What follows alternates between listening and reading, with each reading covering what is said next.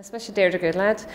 is me sé an cinere de grúpa Ógras an seo, de bhaine Ógras an Chaistil, chuirma dé amón bléin siú chaite, agus tá sé ag fast an tamar fad neis tá chuid mhór éagsúla is an Ghaeilge an Chaistil agus freislíonn siad an seachtain ar an cumann óige. Táid an seo is sa Bhunscoil an seo across an Patron College, bhí muid ag glóirt le grúpa éagsúla Ghaeilge an Chaistil. Tá siad sin an mBaile in cumann Ógras agus tá hart fa fés cuaig chláirthe a bhíonn sin agus an seachtain bualadh muid le chéile a thaithe céideann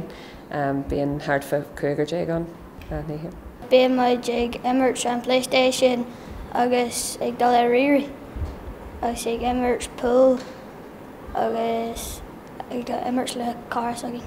Tá sé de defra mar bhí an scoil Bhunscoil bhí sé an bog agus tá an scoil seo an mór. Bhuair muid an fáin ar bhí muid a ranga seacht agus bhuair ahanding a ranga seacht fáin óir agus ní raibh sé cúideach ar bhí sé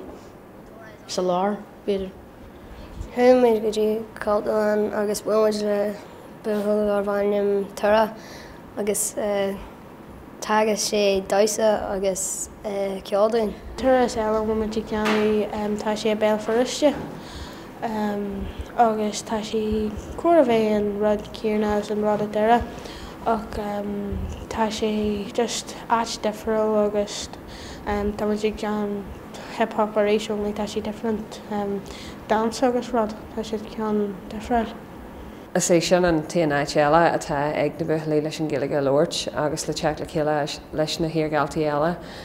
grúpa an ceangail le chéile a bhí an tú nuair a bhí siad ag an scoil agus neis tu siad cinna sceartha neis na rangan deirfeile agus ahanrod. So nuair tegann siad le chéile bhíonn siad ag sugraí agus ag buintú so just an cailte Ghaeilge atá acu agus tá sin aonanta tábhata